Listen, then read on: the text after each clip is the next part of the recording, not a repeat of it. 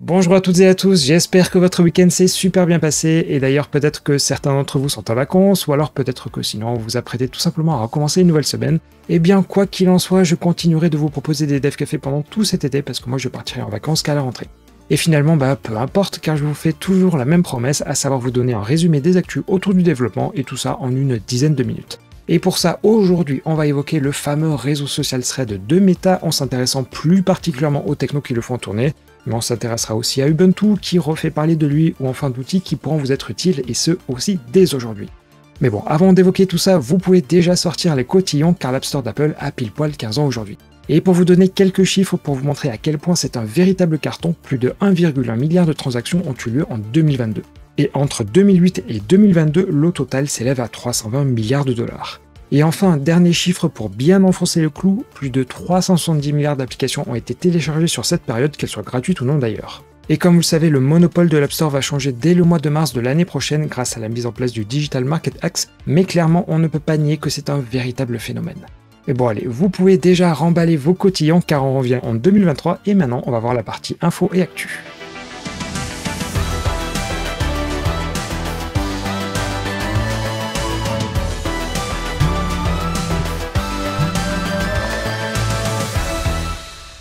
Allez, on va commencer par plein de sujets autour du fameux concurrent de Twitter qu'a lancé Meta, ou plutôt que certains appelleraient un copycat. Mais bon, bref, on va pas troller, mais plutôt s'intéresser à la manière dont les applications sont faites. Pour cela, Emerge Tools, dont je vous avais déjà parlé et qui est une suite d'outils pour le développement mobile et qui aide par exemple à suivre la taille et les performances de ces applications, a tout simplement décidé d'inspecter ce qu'il y a dans les applications Android et iOS de Threads. Et déjà côté Android, on note qu'il n'utilise pas le système d'App Bundle qui permet pourtant d'envoyer la plus petite version aux utilisateurs en envoyant strictement le minimum, c'est-à-dire en enlevant le code natif qui est inutile ou encore les images.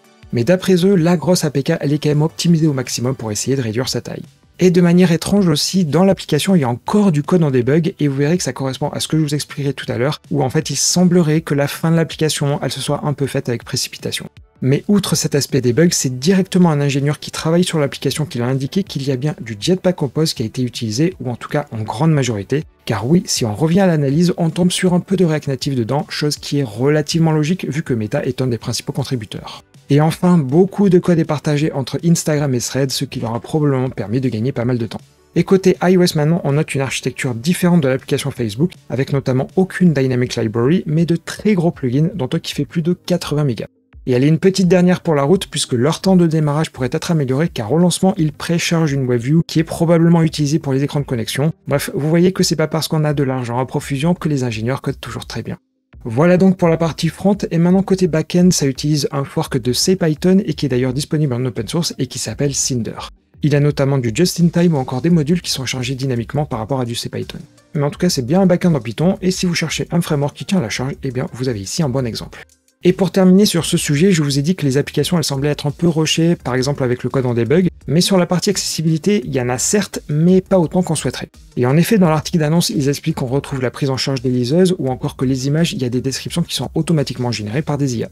Mais la raison pour laquelle ça semble être à moitié fini, c'est que pour décrire une image à la main, ça va empiéter sur le nombre de caractères no post. Ça veut donc dire qu'il faut choisir entre le texte d'un message ou alors la description d'une image, ce qui devrait clairement pas être le cas. Mais surtout, en allant dans les options, il n'y a pas grand chose sur l'accessibilité, car l'application elle repose en l'état principalement juste sur les paramètres des OS. Voilà tout pour l'aspect développement, mais en l'état vous ne pouvez normalement pas installer l'application si vous êtes en Europe. Et pour que vous compreniez bien la problématique, il y a en ce moment le Digital Market Act qui est en train de rentrer en application, et parmi toutes les règles, il y en a plusieurs sur le fait d'empêcher les grosses entreprises d'utiliser leur force sur le marché. Or ici, c'est le compte Instagram qui est réutilisé sur un autre réseau social et qui lui octroie automatiquement une énorme base d'utilisateurs. Alors pour éviter tout risque, Meta préfère ne pas lancer l'application pour le moment, et en attendant, ils vont valider avec l'UE ce qu'ils peuvent faire ou non avec le DMA, mais bon, je pense que si c'était pas possible en l'état, ils y parviendraient autrement, parce que bon, c'est pas comme s'ils avaient une énorme armée d'avocats. Voilà, ça faisait un gros sujet sur Threads, mais vu que je vous en avais pas trop parlé jusqu'à présent, eh bien vous connaissez désormais mieux les coulisses de ce nouveau réseau social. D'ailleurs, il faut que je trouve un moyen d'automatiser tout ça, mais bon, vous pouvez me suivre sur le profil DevCaféYT, c'est exactement comme sur Twitter, comme quoi c'est possible d'avoir un compte même quand on est en Europe, mais bon, en gros c'est pas très compliqué. Allez, après vous avoir fait ce gros sujet, je vais rapidement vous évoquer le Data Privacy Framework qui ne vous dit probablement rien. Mais si je vous parle plutôt de Privacy Shield ou de Safe Harbor, peut-être que ça devrait être moins le cas. Mais bon, sans rentrer dans les détails, l'un comme l'autre ont été invalidés par la Cour de justice européenne, ce qui fait qu'en l'état, il n'existe plus aucun accord entre les États-Unis et l'Europe pour le partage de données personnelles.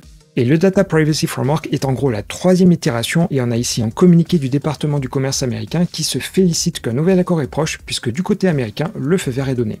Et pour ce qui est de l'Union Européenne, 24 pays ont voté pour et 3 se sont abstenus. Alors maintenant que c'est ok des deux côtés, on devrait avoir plus de précision vers la mi-juillet.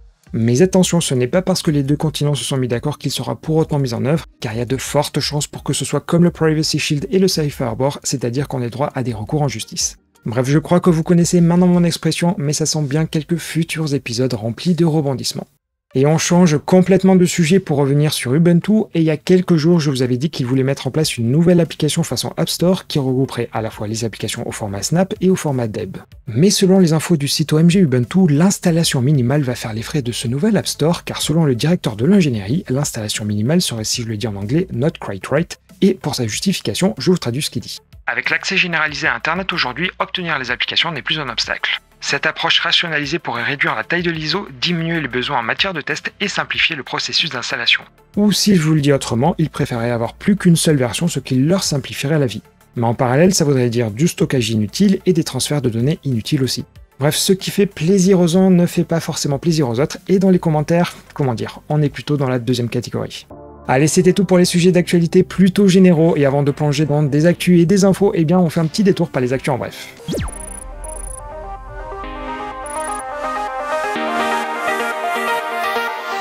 Vous le savez, dans les guides de bonnes pratiques du développeur, déployer un vendredi, ce n'est pas une bonne idée. Et c'est pourtant ce qu'a fait GitLab vendredi dernier et qui a résulté par de belles pages d'erreur 503. Le problème a mis plusieurs heures avant d'être corrigé, avec toutefois des vagues explications sur son origine. Mais malgré tout, il faut voir le positif puisque les développeurs qui utilisent cette fois-ci GitLab ont pu partir plus tôt en week-end, donc d'une certaine manière c'est un mal pour un bien. Ensuite, vous devez connaître les écoles 42 qui est un réseau cofondé par Xavier Niel et qui s'étend maintenant au niveau international. Mais selon France 3 PACA, l'école de Nice serait en redressement judiciaire selon un message envoyé aux étudiants. Et en effet, cette école serait en cessation de paiement depuis le 13 juin. Mais quel que soit le verdict, le réseau 42 permettra aux étudiants de poursuivre leur formation à distance.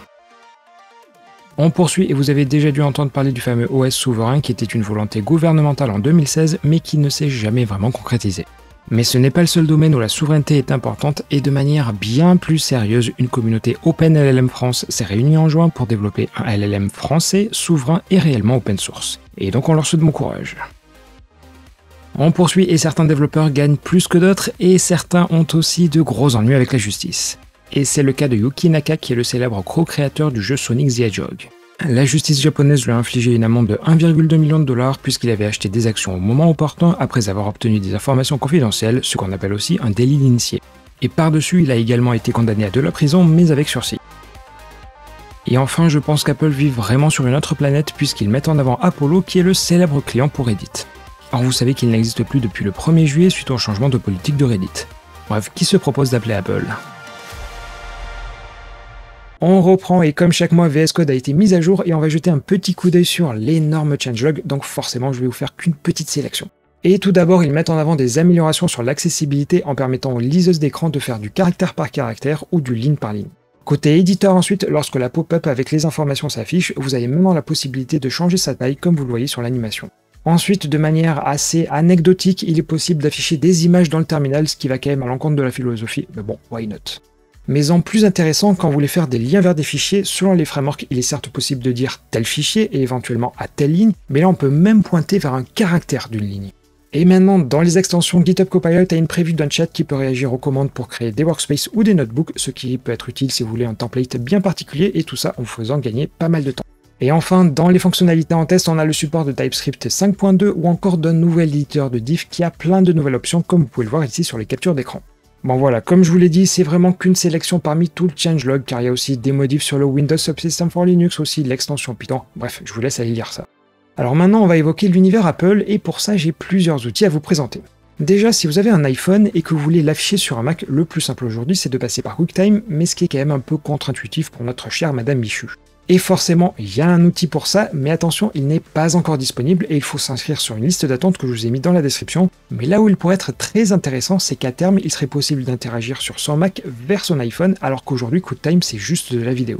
Voilà donc pour le premier outil, et le second il est en revanche déjà disponible, et il s'agit d'une application macOS pour simuler des positions géographiques sur les simulateurs iOS et iPadOS. L'avantage, c'est que tout est gratuit et vous pouvez l'utiliser pour définir des routes qui peuvent être jouées à différentes vitesses, comme par exemple la marche, le vélo ou en voiture. Et en plus anecdotique mais potentiellement utile pour certains, vous pouvez aussi simuler sur WatchOS et tvOS, mais par contre il est noté que le support n'est que partiel. Et pour terminer, le dernier c'est pas franchement un outil mais plutôt une sorte de doc qui vous aidera puisque pour chaque code erreur vous pouvez voir sa signification dans les différents frameworks et kits de chez Apple. Par exemple ici le code 12, il a des significations très différentes en passant de l'impossibilité à allouer de la mémoire ou tout simplement des arguments qui sont invalides. Bref, vraiment ça manque beaucoup de cohérence comme qui dirait, et avoir ce site sous le coude, eh bien ça pourra toujours vous être utile. Et pour terminer ce numéro, je vais à nouveau vous parler d'un outil, mais cette fois-ci il fonctionne de partout puisqu'il s'agit d'une application web. Alors concrètement, SemanticDiff c'était à la base une extension VS Code pour vous faciliter les code reviews avec une interface un peu plus agréable pour les diffs. Et bien depuis peu, il n'y a plus besoin d'avoir VS Code, car à partir du moment où vous avez un repo sur GitHub, vous pouvez maintenant le faire depuis le site de SemanticDiff. Alors si toutefois l'outil vous plaît, vous pouvez même l'installer en tant qu'application GitHub pour qu'un commentaire soit créé après chaque pull request. Bref, comme on dit, profitez-en, d'autant plus que c'est gratuit. Et voilà, c'était tout pour ce numéro de lundi, et j'espère d'ailleurs comme d'habitude qu'il vous aura plu et qu'il vous fera commencer la semaine sous les meilleurs auspices. D'ailleurs vendredi, j'avais pas eu le temps de finir le montage à temps pour publier la vidéo, mais je l'ai mise en ligne à la place samedi matin. Alors si toutefois vous l'avez pas vu, et bien surtout n'hésitez pas, d'autant que les sujets ils sont quand même toujours d'actualité. Allez, sur ce, je vous dis forcément à demain. Normalement la vidéo suivante c'est justement celle de samedi. Et bon, si vous l'avez déjà vue, je vous invite à la regarder, sinon tout simplement je vous dis je vous souhaite une belle journée, voilà tout simplement, et je vous dis à demain.